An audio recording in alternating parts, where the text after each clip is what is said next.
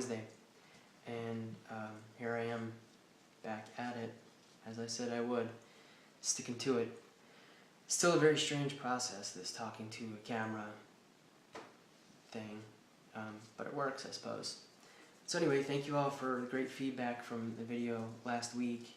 That was awesome, and it indicates that I'm on the right path here, doing the right thing. It's very difficult for me to subcategorize the things that I'd like to talk about because everything is so relevant to one another. This one is very critical, and it's on belief, our belief structures and belief itself. Let's see. The definition of belief is something believed, an opinion or conviction. 2, confidence in the truth or existence of something not immediately susceptible to rigorous proof. 3, confidence, faith, trust, a religious tenet or tenets, belief. So it's all really, it's illusory. It's all illusion, belief, because it's just thought form, and we agree to these thought forms. That they're just, that's all they are, is thought forms. So in the course of my recovery, I started to do some research on the brain and understand its functions and what's going on in there, the chemistry with the dopamine and serotonin and acetylcholine and GABA and their functions and the roles they play. And I started getting into the neuro aspect of things, the communications of the neural nets in our brains and how that all functions and works in our lives. And it was, I realized the association. I like to make tangible relations with things. So I've done that with this, the Chinese finger trap. This is a metaphor for a neuron. Here's an axon, here's a dendrite, and the synapsis is about to occur. So it's very easy for us to agree to anything, really. If we want to agree to it, we agree to it. And the belief is born. So let's say that I believe the Army, I was in the Army for a little bit, the Army is better than the Marines, right? That's my belief, that's my standpoint, that's my opinion. I believe the Army is better than the Marines, right? Now, if I wanted to, it's very easy for me to agree to that. I say, okay, yes, the Army is better than the Marines, axon, dendrite, synapsis occurs, and there you go, belief is born. Now, that's great, but the problem is when we want to unbelieve that, we go, you know, the Army's not so good, not so great. I like the Navy, so now I'm into the Navy. But what happens is I want to unbelieve that the Army isn't so great. You know, the Army's great. I can't get out of it. I can't, and the harder I try, the harder it grips me. And I can't get out of this belief that the Army is better than the other branches, right? Or whatever belief you want. I'm a Republican. I'm a Republican. Okay, yes, I agree. I'm a Republican. And no, I want to be a Democrat. Oh, it's really hard to get out of that. Or, you know, Obama's a great president or not a great president. Stuck in it. So it's very easy for us to agree to something, but it's very difficult for us to get out of that agreement. A lot of things I could say will strike chords in you. For example, right now, gun control is a big topic because of all the madness out there. You know, if I say guns should be banned, right? Guns should be controlled and locked up by the government and just gotten rid of. You know, all the gun owners, believers, condoners and stuff. Oh, no, let's keep our guns. Or if I say guns are great, everybody should have 10 of them and shoot everything. And, you know, the gun's not the danger, it's the person. Whatever. Now all of this is triggering. Trigger. And it's usually in defense of your belief. defending it, defending it, defending it. I'm right, I'm right, I'm right. You're wrong, you're wrong, you're wrong. And that's just the state we live in all the time. And really that's just ego, and ego is simple, it's identification with form. That's it, including thought form. So ego has a very difficult time letting go of belief, because to do so would indicate like a little death, and it can't stand death, so it just wouldn't work. So anyways, these beliefs are really tough stuff, So what happens is we are born empty hard drives. We have a few 100,000 terabytes of storage in our heads, and we have no operating system. And we're born, and all of a sudden, from womb, even inside the womb, you're downloading information. But inside the womb, to about 5 years of age, kids are operating in theta state, theta brainwaves. So everything, they're just sponges, and they soak it all up.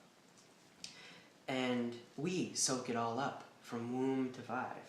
So we have no operating system, and all of a sudden we have all these operating systems installed in us. We aren't born with a, Norton antivirus, that's whatever, or AVG or any kind of antivirus. We don't have anything in us that says, no, repel, get that. We can't have that in here. We can't have it. No, it just all comes in.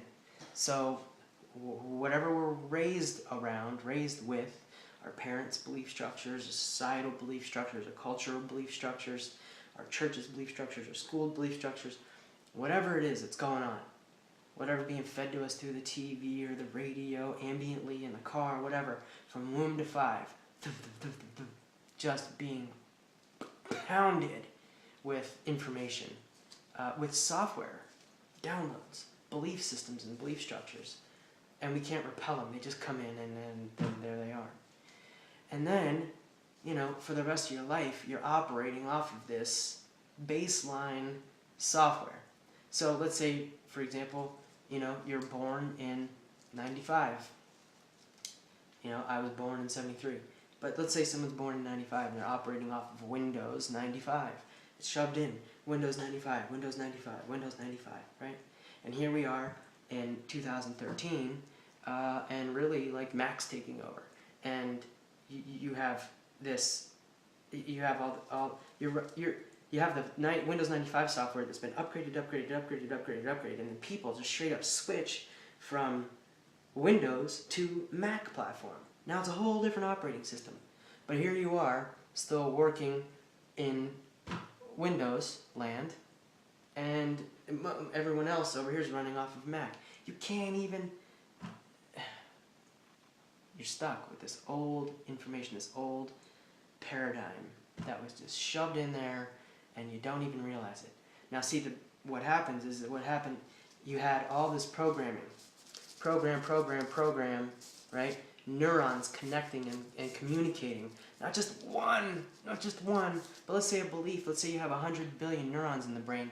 We could say that a belief structure, such as whatever my religion is, whatever my favorite sport team is, whatever my I'm not good enough mentality is, or whatever, it's multiplied to the tune of, let's say, 10 million connections, 10 million neurons. A neural net that says, I'm a Christian, I'm a Buddhist, I'm a Muslim, I'm a whatever, I'm a Republican, I'm left-wing, I'm right-wing, I'm liberal, I'm whatever. My dad was a doctor, I'm going to be a doctor, I'm a fireman, and I put out fires. Nothing wrong with that, it's great. But what happens is you begin to create these rigid belief structures that you buy into, that you believe. Okay, go back to the early ones that were put in. All this early stuff put in you. Early programming, you had nothing to do with, it's just shoved in you, and you're operating off of it today. You're running on Windows 95. You're running off of Commodore 64. You're running off of Texas Instruments. You're running off of DOS. You're running off of an abacus. Like old crap that doesn't apply to who you are.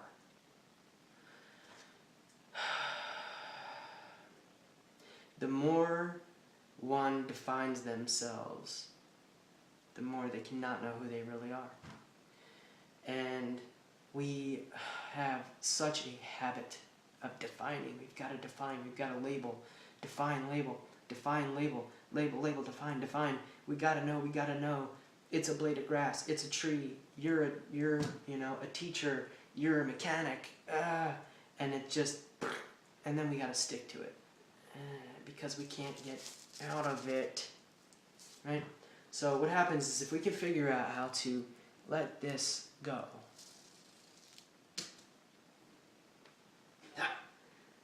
clean slate, you can be whatever you want to be. Not according to what your parents think is right, not according to what your pastor thinks is right, not according to what your teacher thinks is right, not according to what the president thinks is right, not according to anything, but what you think is right. Right? So much of what has been installed in us comes from our parents, from our early age, and from our society and our teachers and all those people. But the problem with that is what they are installing in us is what was installed in them without them even knowing it or realizing it. They just bought into it, just like we all do. And this has been going on for thousands of years. It's a disease. It's a human disease. So what's fantastic is that you can come to the realization that this is just that. It's just a synapsis. It's just a neural net. It's just a thought, a belief that doesn't serve you or who you really are or what you really want to do. So learn to let these go. Learn to get out of them. And you know what it is we're very much like computers. Computers work very much like we do, just like highways work just like bloodstream, veins and stuff. It's cruising throughout the capillaries of the neighborhoods, and then you get on the freeways and let lots of blood. Same thing with computers in our brains. It's the same thing. When you delete something off of a computer, I'm going to delete this now. Delete. You don't really delete it. It's still there. What happens is you told the computer that I allow this space to be overwritten with new information, with new code. So we work the same way. We can't really delete this. We can't delete it. It's there. But we can just let it be. It doesn't have to be rigid. We can just let it be, and let it be malleable, and let it be moldable, and let it kind of just weaken, and allow a new program to come in that makes more sense with who you are and what you really want, and you can overwrite it. Overwrite it. You got all this old crap, overwrite the data with new information that serves you. And how do you do that? Well, I found the most effective method for me is listening. Faith comes by hearing and hearing and hearing, I once heard Les Brown say, and that's very accurate. And that's how it goes. When you listen to new information and you allow this to be overwritten, right? You can overwrite and overwrite and overwrite until the old belief it gets completely overwritten. It's not even there anymore, and you can't even make sense of it. It's just crushed by all this new data written on top of it. And then this doesn't even apply. It's just gone. You're just a whole new person, a whole new you, which is where I'm at now. I don't even remember who I was, figuratively speaking. So, it's just like that. So listen. Your subconscious is doing a very good job. It is a tape recorder. It records data. You make an agreement, it records the information, and then it plays it back. That's what it does. It plays it back. We don't control our breathing. It does it on its own. However, when you consciously control your breathing, you can change your state. We don't control the blinking of our eyes. It does it on its own. We don't control the pumping of our blood through our heart. It does it on its own. We don't control the thoughts. They do them on their own. I mean, we do with our conscious mind, but the one that's a million times more powerful is the one that's doing all the work, all day long, thinking the same stuff that you thought yesterday, and the day before, and the week before, and the month before, and when you were that big. So, but you have a choice. You don't have to continue to think the same crap. You don't have to continue believing the same beliefs. You don't have to be confined to the same prisons of conceptual crap that has been fed to you and that you have agreed to. You're gonna let it go. Let it go. It doesn't apply. What applies and what matters is what you want to think about, what you want to process, the code you want written on your hard drive. You choose it. You install it. You listen to it over and over and over and over and over and over and over again. And eventually, this old crap will be overwritten and it's a new you. And that is waking up. You don't let the machine run you. You run the machine. Who's in control?